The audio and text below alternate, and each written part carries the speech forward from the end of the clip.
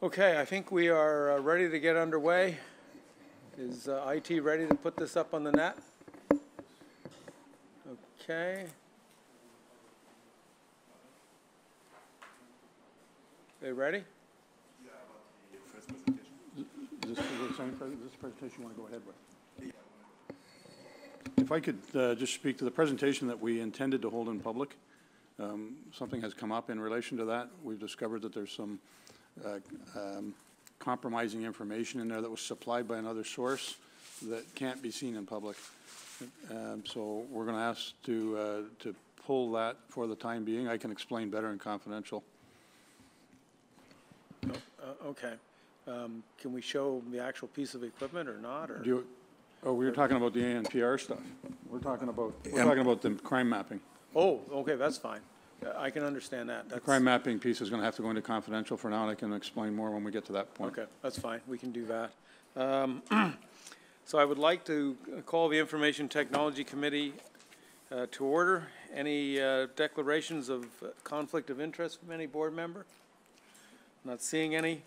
We have minutes from the previous meeting, which was held on June 15th, which is item number 1 on the agenda. If I can have a mover and seconder to receive that. Moved by Member Caslin, seconded by Member Gale.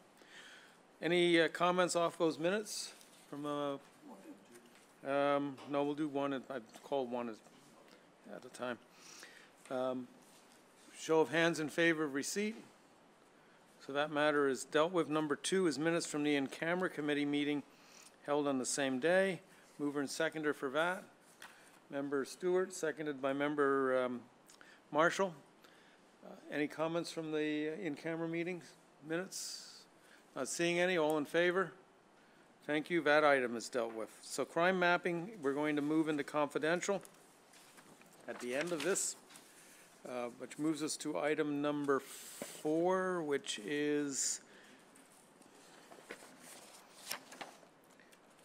actually, before we go to item number 4, because I think we wanted to do that at the end for a brief opportunity to look at something.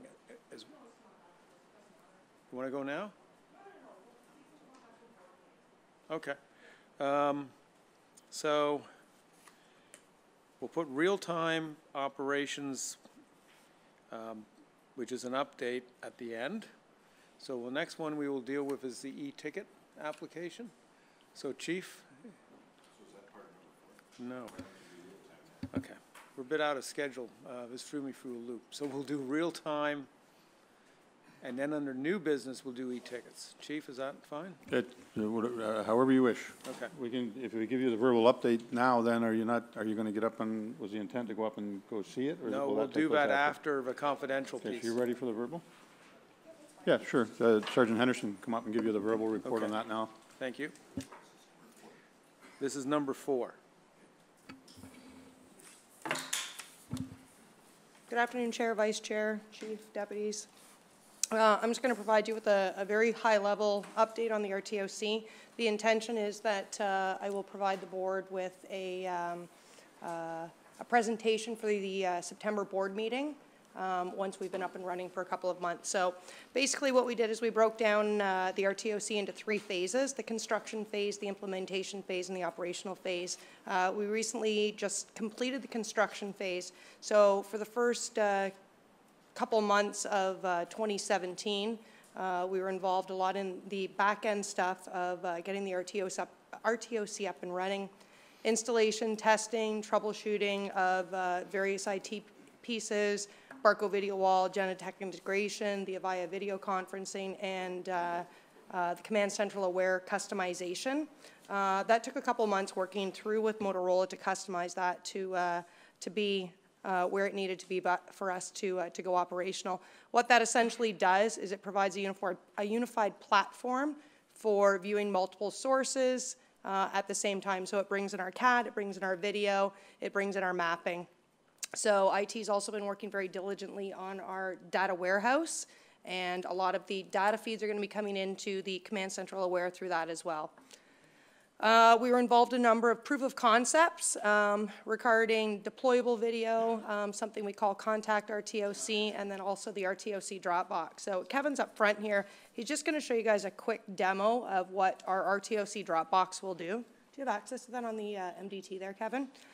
So essentially what we've done is for Contact RTOC, we've got a centralized direct number for members to contact us. We've got a centralized extension. We've got a mobile device so that members can text us or email us or call us. And then we talked about how we're going to disseminate that information quickly and easily out to the front line. So we developed something called the RTOC Dropbox, which this basically allows for any of that information to be disseminated right via the MDT. So if you take a look at the screen there, you'll see what the MDT looks like to the officers in their cars.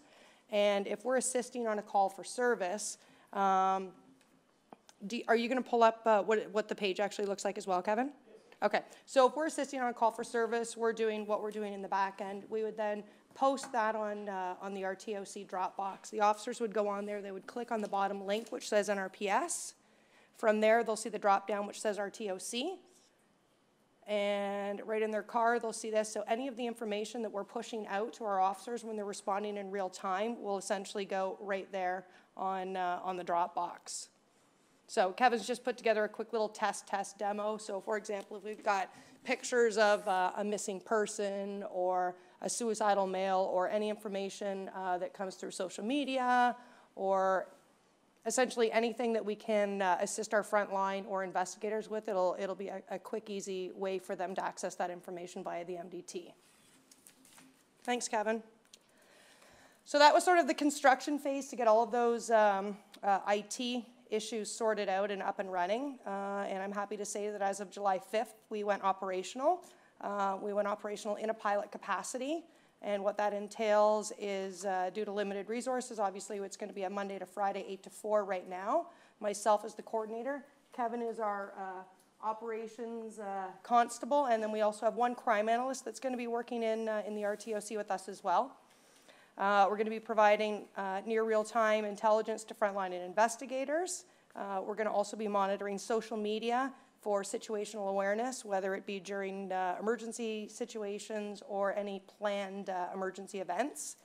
We have access to view CCTV cameras in real time and forward that out to the front line via the RTOC Dropbox, which Kevin just showed you. We can also pull in feeds from UAVs, pole cams, that type of thing. So any type of deployable video, we have access to bring that in as well. As the board's aware, we signed an agreement with Emergency Response Portal last week at the board meeting, and we're developing a timeline with them to sort of roll that out, the partnership between ERP and NRP out to the region for other stakeholders to sign up for. And then just as a couple of quick wins, even though we just went operational on yesterday, we've had some internal communication that's gone out. So with that, we've had people contact us. We've had a couple of calls.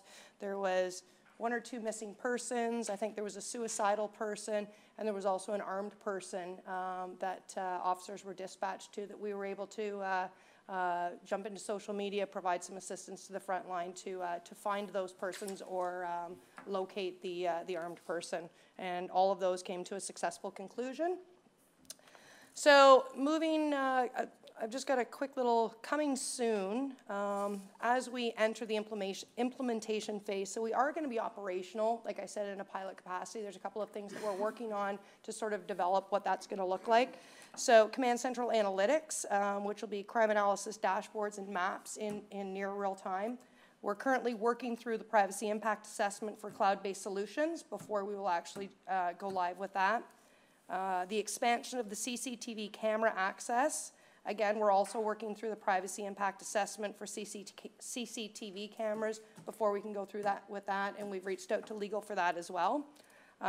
Kevin is going to be looking at extending our deployable video options, and then also we're looking at doing the Dropbox right now is currently available only to officers responding frontline with an MDT. We're working on a solution for detectives and emergency service officers that are responding to calls or anyone that has a mobile device.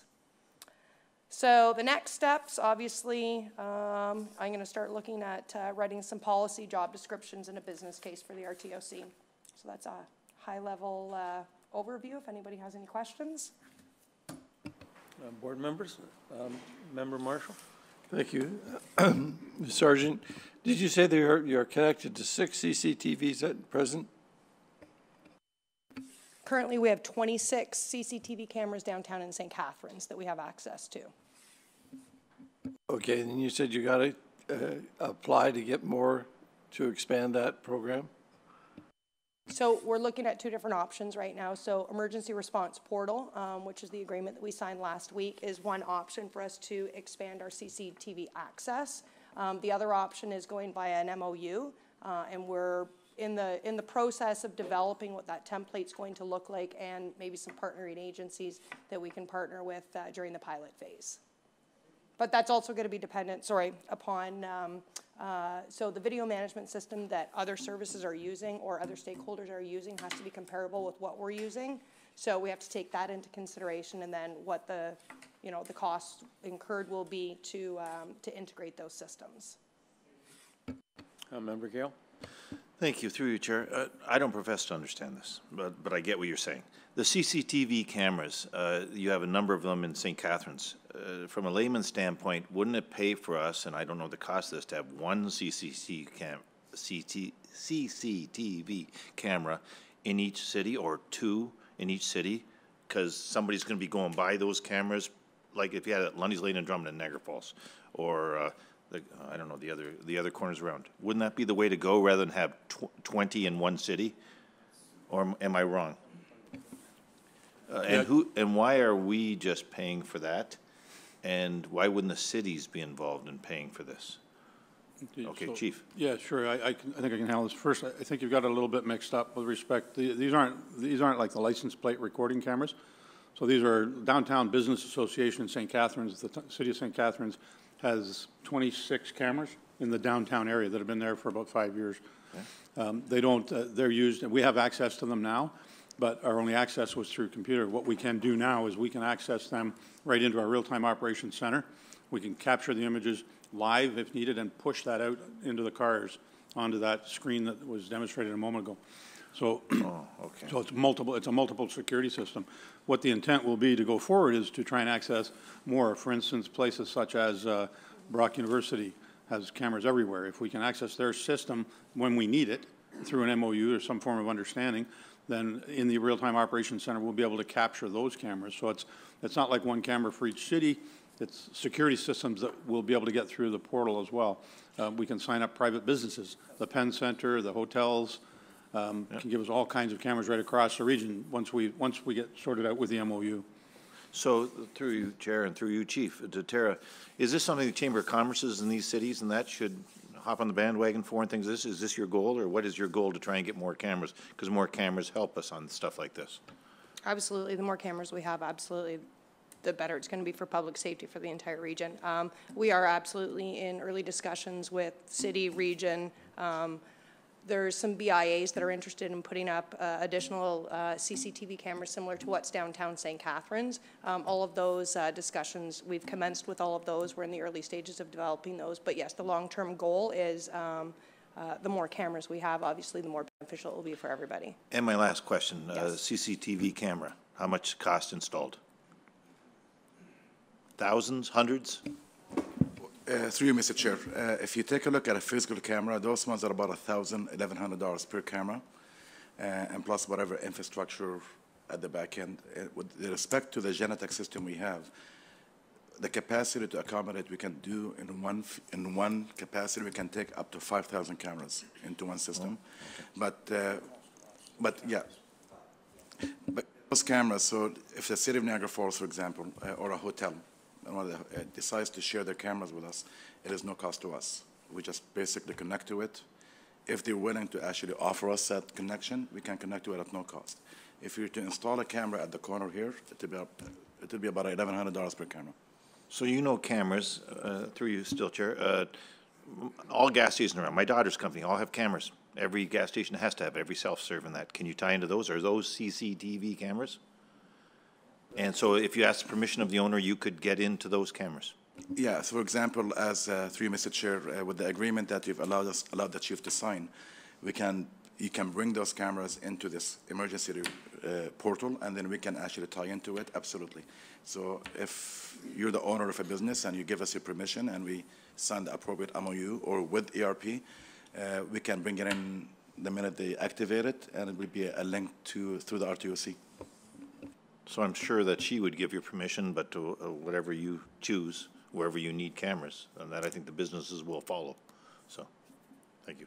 So I just want to caution you that, you know, obviously we have to fall within the privacy commissioner.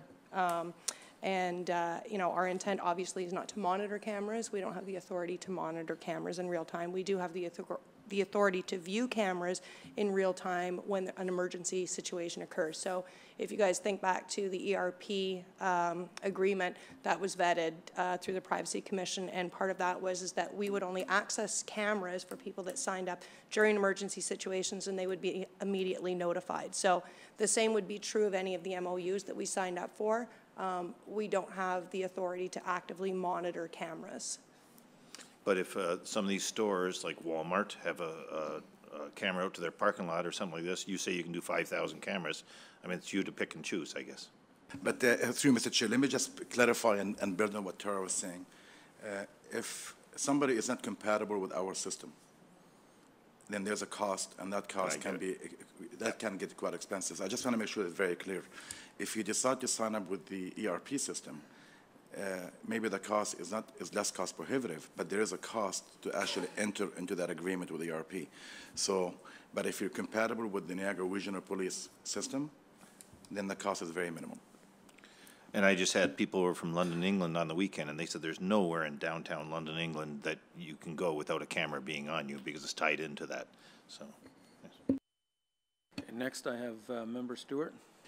Thank you, Chair, and through you, just looking for a little help recalling, when you talked about the cameras in downtown St. Catharines, during my time on the board, there was a provincial grant. Was that to the police or to the city, or I'm just looking for somebody that can help me recall some of the details of that. And the reason I'm asking is to say that if St. Catharines has done that, could other municipalities apply for similar type of grants to do that? Just trying to think back, but maybe somebody here could recall a little better than me as to how that worked. Through you, Mr. Chair, that was through a civil remedies grant that we received funding for those cameras, and that could potentially be an opportunity in the future for any other municipalities or whatever that were seeking similar grants. Member Bonham. Yes, thank you, Chair. Terry, you mentioned we have to be cognizant of the privacy issues and Privacy Commissioner. Does that, you haven't mentioned recording, and so are we recording at the same time reviewing? If so, is there limitations on how much we may record and all that kind of stuff? Can you speak to any of that? Thank you. So I'll just talk briefly about ERP, and then I'll compare that to what our downtown CCTV cameras have. So ERP, we do not have the ability to record, nor do we have the authority to record. With our cameras that we own, so the CCTV cameras that we have downtown St. Catharines, we own those as part of the grant that the deputy was speaking of. We actually have policy in place, internal policy, general orders that we have to follow to access those cameras as well. So we do record those cameras, but in order to access those, we have to follow I'm not sure exactly what the guidelines are. I think we retain it for 7 days. Anything above and beyond that, it gets overwritten. And so if there was a crime that occurred and we wanted that video, then we would have to put in a request for that video, and they could hold that for up to 7 days to acquire that. So we're not going in and monitoring these cameras and recording, and you know, there's issues with collection of identifying information, all that type of stuff. So I guess the short answer would be no, we don't have the authority to record. Thank you. Excuse me, I have one question, or maybe several, but the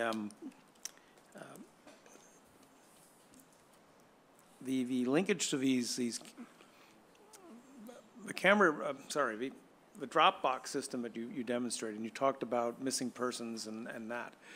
Do we have the capability the uniform car arrives at a person's home and they said their 12-year-old has gone missing and blah, blah, blah. Do we have the capability of collecting a photo from them? Maybe they don't have it as a digital form.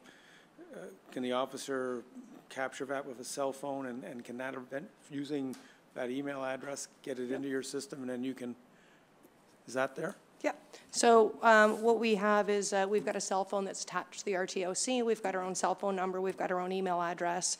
Essentially, any officer responding to a call, whether it be the mom of a missing child or something like that, they could directly text or email that photo directly to us in the RTOC, and we can then disseminate that out to all of the officers that are responding. Okay. So we have obviously the ability to collect field data from various hard copy photo or digital photo of some kind in order to get it out in a timely manner to Correct. A division or units responding. Yep. Okay. And I think after we get through the next presentation on e-tickets and conclude our confidential component, we'll make arrangements to come upstairs and do a very brief 5 or 10 minute tour of I think a lot of board members saw it during the construction, when I say construction phase, the October, when we opened the building, and it sounds like you've made a lot of progress.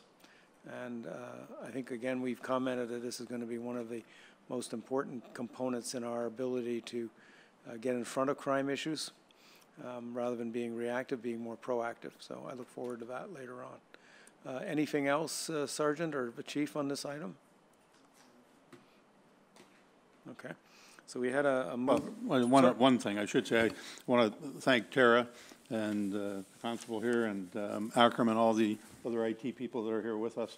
There's been a long journey, and you know how important this is. We stepped into this as we were building this building, and it's an important step forward in technology for the organization and for the region. And they've made, on their shoestring budget, they've done a tremendous amount of work, so we thank them for that. And I would echo that as well. And I think this, if I remember when we signed the original agreement with Motorola, we were one of the first in Canada, certainly in Ontario, to start down that. And having some previous history in being first, as the first police service in Canada on the internet in 1993. Glad to see we're the first police service in Canada with this project moving forward as well. So I had a mover and seconder to put that on the floor, if I remember. No, I didn't. I need one. Member Bonham and Member Stewart, all in favor of the report, verbal as it is, coming forward? Thank you.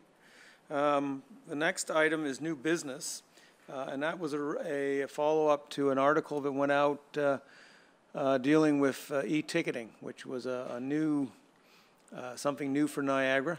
And we asked that the service give us a demonstration of what that look and feel is for that, and also a bit of a indication as to the equipment required in the cruiser to implement. So, through the chief, I know you've got two very capable people here that are anxious to show us that. Yeah, I'll get Akram to make the introductions and do that, but we thought it would be more realistic if one of the board members wouldn't mind driving through a red light for us. He's not on the board any longer. Thank you, Chief. Thank you, Chief. Through Mr. Chair.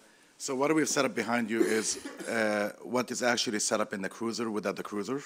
So to give you that real-time look and feel of how an e-ticket will be created. But so I'd ask my team to go up and walk you through the demo.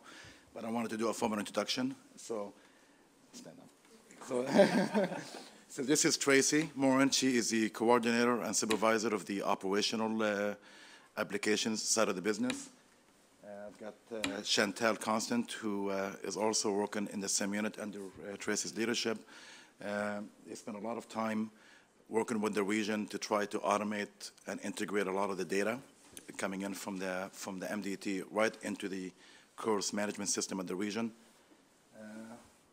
And I know what with Staff Sergeant Darren Thorpe, who was the operational lead from the court side, to make sure that the NRPS court POA portion of the business is fully aligned and integrated with the regional system. So, and then Tammy Locke, she's our new member who just joined us a couple of days ago. Yes. I believe Monday or Tuesday. She is really going to be looking after the data mobile and the MDT technologies and integration. So we wanted to introduce her to the board. So we're happy to have her. She has extensive business analysis experience from, I think it came from the private sector, from the bank.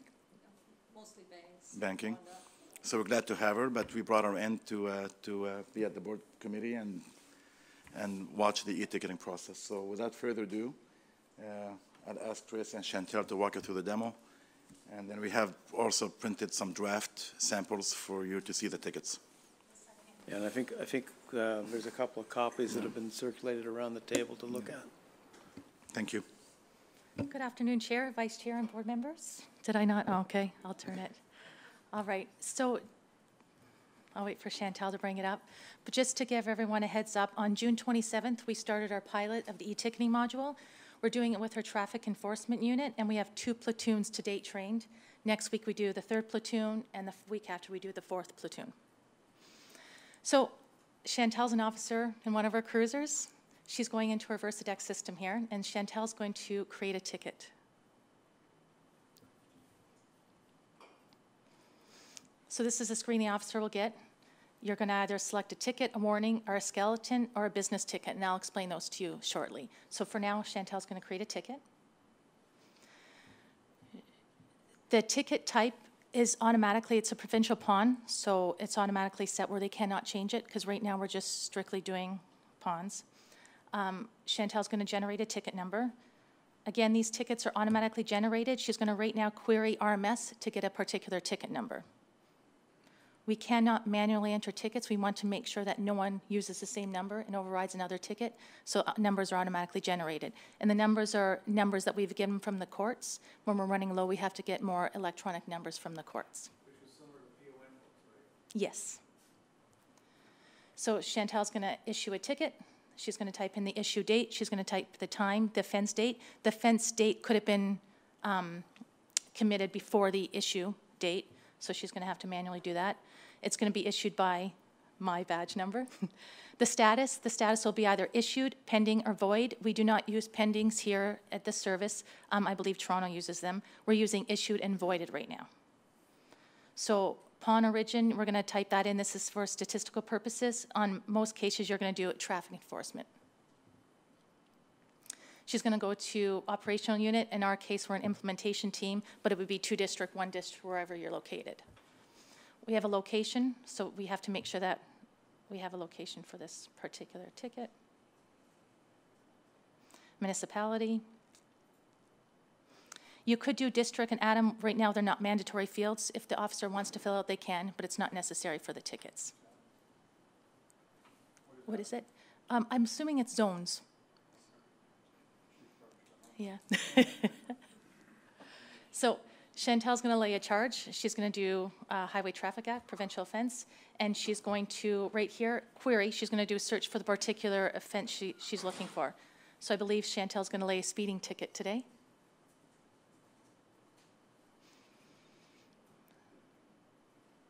So when she selects it, it's going to automatically populate the offense committed area. So because she's doing a speeding ticket, she has to have a schedule type. She's going to have a speed. So she's going to have a vehicle speed. What was the vehicle doing? What is the speed limit at area? And what are we actually charging the defendant for? Once she does that, as you can see in the offense committed area, it automatically populates the charge. So right now, Chantal can either take a license and scan it to populate the person entity, or she can manually type it in. So poor Matt Alstone is getting a speeding ticket today.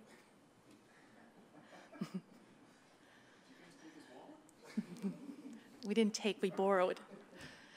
So Chantal will either fill out this information, she can do it manually, she can query to see if we've had that particular person offense, if they've already had a warning or a ticket previously. So she's going to query the vehicle. She found that bad person in the system. The person that's already committed offense.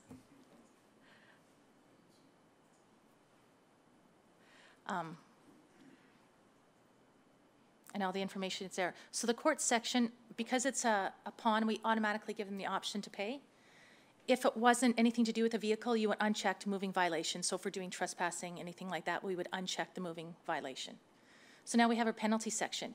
Based on the charge that was given, your speed fine, your charge offenses, and your calculated amount are automatically put into those fields. As an officer, I can override it by typing in the little field there where it says amount.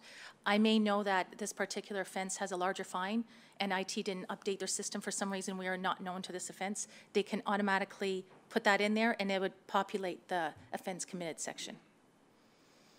So this fields that Chantel will fill out there, and again, your served offense date. If you're serving it on a particular offense date, you leave it to yes. If you put no, it's going to ask you the particular date. So Chantel's going to save it. At this point, she can either go through this area to make sure that she has the defendant's information correct, or she can print preview, and it's just an easier way of looking at the information. So if this information is correct, we compare the licenses and we know this is our defendant, we're going to print the actual ticket. Now, printing the ticket, you're going to get an error message. It locks it in. So once I take that particular number and print it, I cannot go back. I cannot issue something else with that same number. So this would be like when you have your written pawn and I sign my signature on the pawn as an officer. As soon as I accept this ticket number and I hit yes, because my information's into the system, this is just like me signing for the ticket.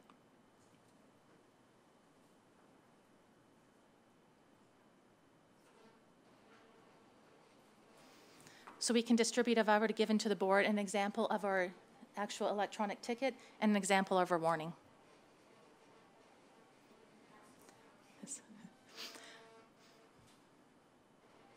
So when we made this particular stop, when Chantel did, well, I guess mine, because it's my badge number, when I made this stop, for stop for speeding, I noticed when I pulled up that individual was on the phone. We know they can't be on the phone. I queried the system and I noticed that this person didn't have a warning in the past. So I'm going to give them a warning on using their handheld device instead of giving them an actual ticket.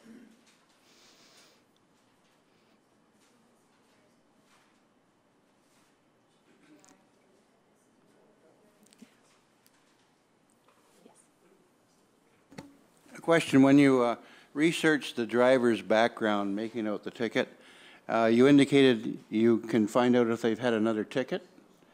What about a conviction? Is it a ticket or a conviction you're looking for? You can query both, yes.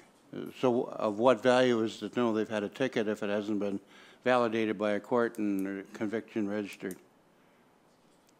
How does that impact? Does it impact the fine? It wouldn't impact the fine. It would just be for information purposes. For example, if I query the individual, they might have a warrant for their arrest. There could be several incidences that you'd want to know. So whether or not it's conviction or another ticket is immaterial to the rest of the processing? Correct. Thank you. Yes. For the warning purposes, when they generate the warning, if they see that the defendant has already had a warning for that offense, then it would, instead of giving them another warning, then they would know to give them a ticket because they've already been warned for that offense as well.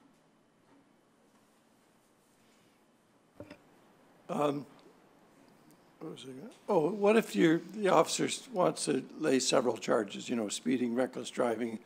Can that just be added on? Yes, so what they can do is, Chantel will show you, do you want to do it right now first before the warning, Chantel? We did speeding and then we have seatbelt ticket as well we want to give them. So Chantel can go back. She's going to go to ticket. She's going to pre-fill from last ticket because all the information of the defendant will be in there. The only thing that we need to make sure we do is give it a ticket number. So each ticket, each offense Has an original ticket number. Right, yes, because it's a different offense. So now we have to populate the offense type because obviously it's not the same as the one we just given them. Do we ask them to sign each of these tickets? No. Did we used to ask for them to sign I on don't the think that, manual did we copies? ask them to sign? I know no obligation, but there's no option now to sign, I take it.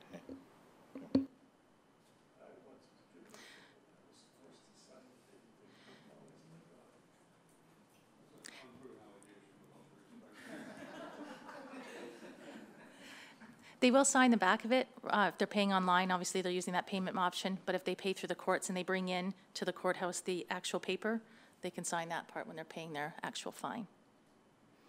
So Chantel's pre-filled most of the information already, and now she can carry on, because it's got all the same information, updates the new charge offense. I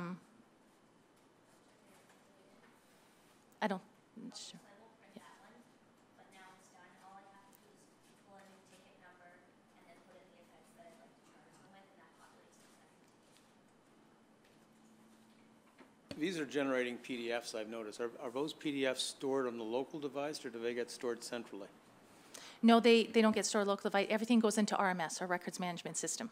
So the RMS then has a PDF copy filed by that PON number so that Yes. anyone can pull up and Yep, of course. when it generates, when you press, after the ticket's created and you press print, it's going to create a PDF and an XML file of the ticket. One other question on the warnings. How long is, somebody's warned, in this case, your example, you use cell phone use. How long is that warning on file for? So we have to, I'm not sure, Chief, if you have any input on this. I've talked to Gary Holden in Records, and we need to review the retention periods. So now that we're just going live with this, we know within the 6-month period, we need to review retention periods on the warnings. And the old, we used to give paper. How did we do warnings before? Did we have It some used to be form? through our old street check program. Traffic warnings were contained in there, which was part of that problem as well. So they're all gone from there. There is now, I think, an HTA warning, as they're talking about here, that will go in, but we, as you've heard, we have to review the retention schedule on that. Okay, thank you. And Mr. Chair, also, well, I'll get Tracy to elaborate further. So she's mentioned the word XML, or that in technology, that file. When every night or every couple of nights, we process that file, and we actually electronically transmit it with the PDF to the region. The region receives that file electronically. Right. They do the quality checks on it from a regional perspective, and that automatically loads that data into the system. And correct me if I'm wrong. And then that also eliminates a lot of the manual data entry that the region used to do, which was captured in the media release of a lot of the integration and automation. But Tracy can elaborate further on how that actually works. Yes. As soon as I hit send, so after we go through our tickets and warnings, regardless if I send it now after I created this ticket or if I send it at the end of my shift, once I go to send my reports in, I'm going to have one copy of the reports automatically going to go to a share on a server that's going to reside on there until we FTP it to the region. We do that every 48 hours. So that gives us the opportunity within the 48-hour time frame, if there's an issue with that, we gave them the incorrect charge. There could be different reasons where we want to avoid a ticket. We only have 48 hours to do that before it goes over to the courts electronically. Another copy of it stays on our system, and it automatically goes to our records management system, and that's where it resides. Member Gale? Okay, so the first, when this hit the press 3 days ago or whatever it was, I got emails, calls from people on that, and one was, and I'll give him credit, Nick DeFlavio, a counselor from Grimsby, asked me the time saved on this. Deb responded to him the right way, but I'd like to know, you've obviously analyzed time saved by officer on street, time saved by people in the office. Please expand on that for us, the time that you figured would be saved on the street, in the office, all the savings by doing this. Efficiency is there, I get it. Right. And the courts aren't going to throw back tickets for stupid printing errors, hopefully, as a result of this. But please. I can't speak on the court's behalf, but I can say from an officer on the side of the road, again, we've only been doing this pilot 2 weeks, but the one officer I've been in touch with, well, most of them, but one officer called this morning and said it took him 30 seconds to complete a ticket instead of 5 minutes on the side of the road trying to fill out everything. And of course, your timing's more if you have to fill out multiple paper ponds. Now, I've saved all that time. So you're looking at between 30 seconds to a minute to issue a ticket. Okay, multiply that times, how many tickets would we hand out a day? You must have an approximate throughout the force. Hundreds? I'd have to pull up the Thousands? records. What'd you think? Just give me an approximate, throw a dart. You're right. Last year, we had 34,000 tickets, between 34 and, I could verify that with you, between 34 and 36,000 tickets are in our records management system. So that's 100, just under 100 a day? Is that my quick math? I would think so. I don't have the Times how many exacts. minutes? Times 4 minutes we're saving on it. So we're saving 400 minutes a day, just in quick math. So we're saving I guess it depends on how many hours? tickets, how many. I'm just doing quick yeah. math, but, okay, and in your office, how much time is, I'm sorry, please. Yeah, I was just going to top up that that's the officer time savings, but there's also the administrative time savings from our front desk clerks that are responsible for entering the data from the tickets manually at present time. So this is nothing but good. Please expand on that. How much time do you Sure. think it saves us? Well, do you mind if I continue? Is that okay? Please go ahead. Okay. Now, our POA clerks, if I'm an officer on the road and I'm doing a paper pond, I have to, I'm in the traffic enforcement unit. At the end of my shift, I bring back all my paper ponds. I have to get someone to come to the actual Cushman Row location to pick up all the paper ponds, to get the front desk to fill them out for me. So nothing is going to go through that particular night unless I'm working in the evenings, especially an evening shift or an overnight shift. I have to wait till they come back to Welland. They're input in 3 district in Welland, and they have to manually enter all my ticket information into the system. So right there, you have your time savings. Instead of being instantaneous, I don't have no longer So have give to me a wait time for- saving. I'm talking facts, figures here. Chantel will know she was in POA. She'll, yes. Right now, Bob, turn on your mic, will you, Bob, so it picks up her? Because if the public's watching this, it's good to, or do you have a mic there? Chantel's. We can hear, please. This is good news, so we want to be heard. so right now, our POA clerks at 2 district here are entering in all the ponds for the officers instead of the front desk. And it takes them about an hour a day to enter in all of the ponds here.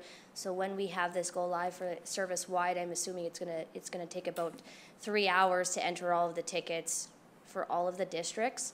So that's gonna save that data entry on our end. Instead of having to have them dropped off at the front desk or POA and have them manually enter them into our system, they're already gonna be generated, as well as the control sheet that is electronically generated from this as well. So there's not gonna be any hand verifications, it's all gonna be electronic.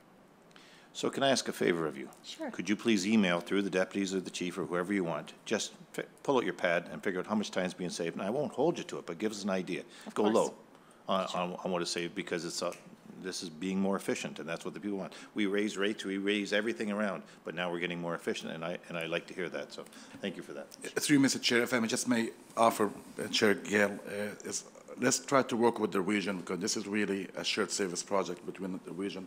I think it's important to kind of put a little bit of perspective instead of making it subjective on, well, does it save an hour, 5 minutes? There's a lot of things happen to deal with a ticket, whether it's an administrator or the front line, but if we could just give us a bit of time to work with the region, we want to make sure that we're consistent from a process end to end. That is acceptable, Mr. Chair. Sure, just if somebody can give it to Deb. We don't need a report unless the chair wants it, but something. You got it. And list the efficiencies. Deb's response to Councillor DeFlavio listed the efficiencies, times on the side of the road and things like this, and I get that, but it'd be nice to have that report, especially if I'm contacted by regional councillors or things like this, to say why this kind of money is being spent. It's nothing but good news. Thank you. Just break it out when you do it, what we have on our side savings and what the savings are in the region. So we have perspective of the police hours or minutes and what the region is saving. I mean, it's a joint effort, I understand that, but I think it's important to see our piece and their piece as well. Before we continue on, Member Bonham? I think another benefit is the transcribing errors. Is that not part and parcel of this? Number of tickets thrown out in a year because of inaccurate information due to multiple transcriptions and that kind of stuff. Is that not part and parcel of why we're doing this? And perhaps that might want to be added to the benefits section, Chair Ganzel and Board Chair Gale, and that we're not going to have as many tickets thrown out because there aren't 4 or 5 people transcribing the same information and possibly getting it wrong during the processing. Thanks. Okay, just one question before we continue on. You mentioned the ability to void a ticket after it had gotten into the system. Is there a PON verification staff person that takes a look at all of this and says, okay, this ticket, even though it was issued and the names are correct, there's something wrong and I'm voiding it? Where does that process take place? We haven't had a void ticket. Well, yes, we have one due to a mix-up. I believe right now in the traffic enforcement unit, they're bringing it to their sergeant. I don't know if In chief traffic? deputies, if anyone else knows more Traffic than I and, do. sergeant in traffic or sergeant in courts? Right now, sergeant in traffic, but I don't know if we're following a different protocol right now for this one. Yeah.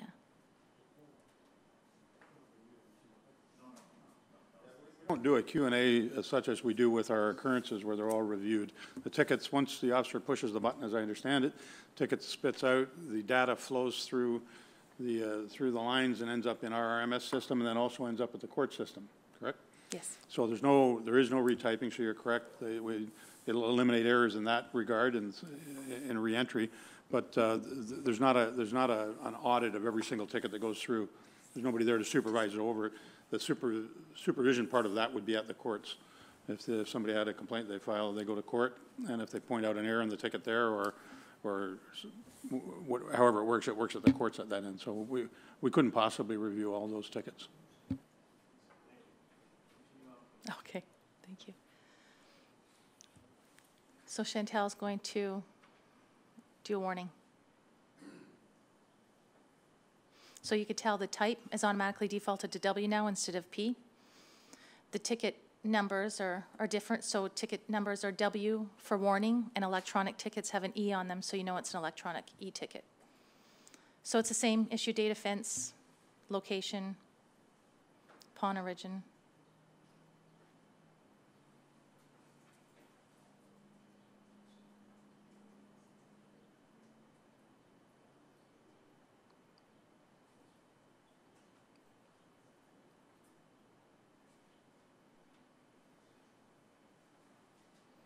So in this particular case, we're giving the person a ticket for handheld device. Oh, no, she's not. Overcrowding.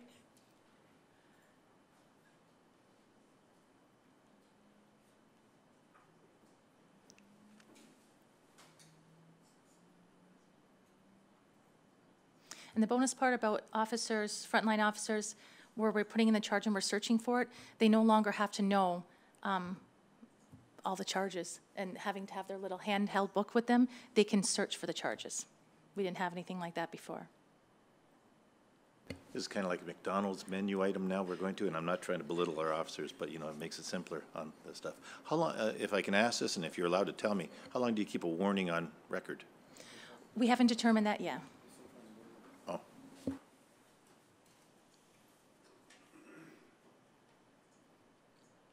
So again, Chantel's querying the person to pre-fill the information. Because it's not a business, we don't have to worry about anything in the business entities. It's automatically calculated. Our fine.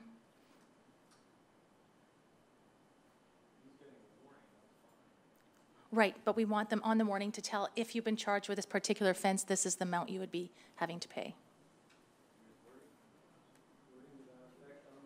Yeah. So again, she can preview it as a draft to make sure all the information's correct. And if the information's correct, she'll go ahead and print it.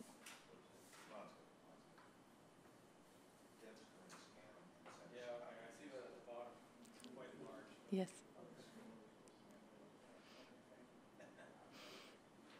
We tried to make it as clear as possible and as big as possible. You're correct, yes. Just like in the store where it says today you saved. On your receipts, yes.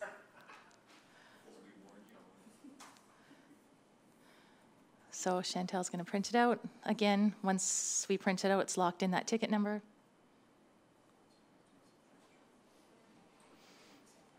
And that's it.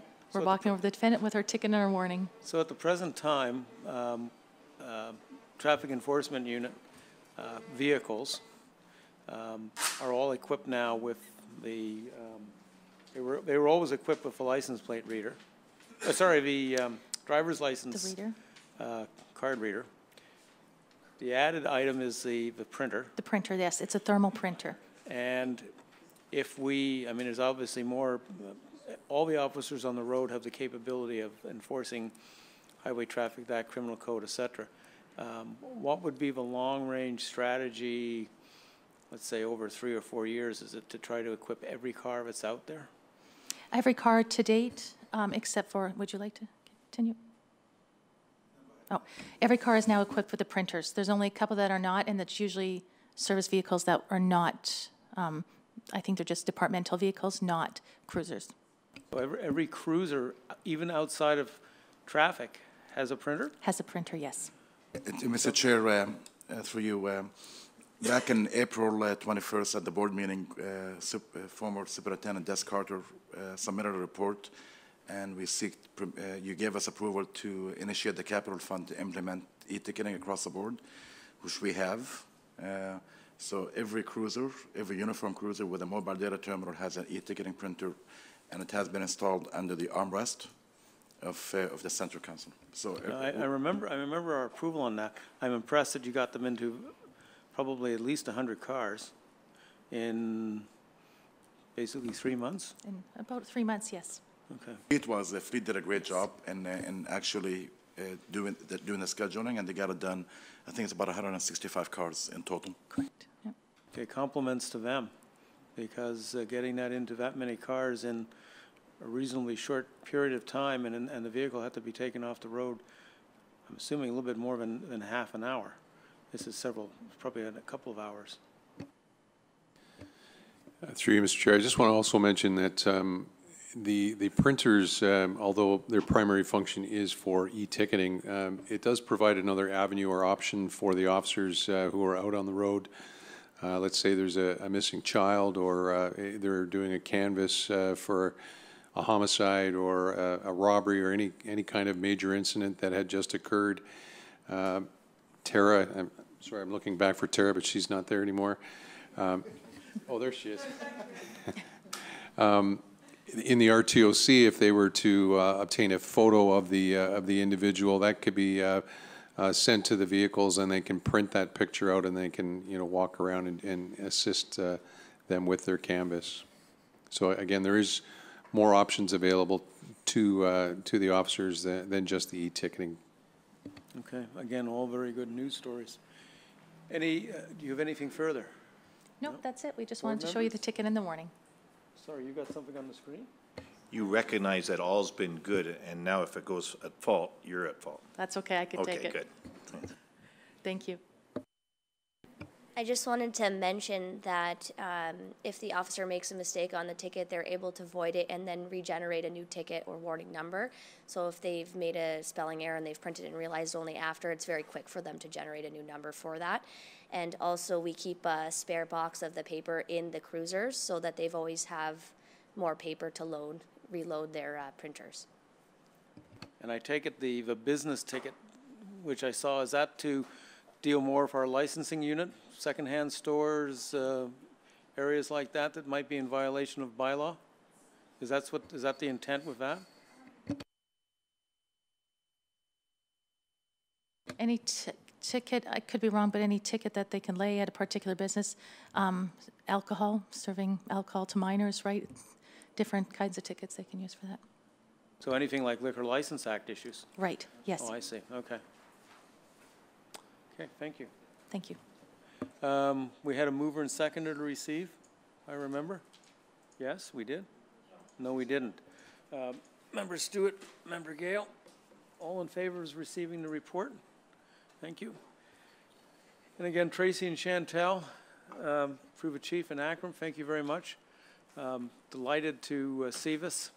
As I said, I remember the capital improvement. Again, I'll still stress I was impressed with the speed on this.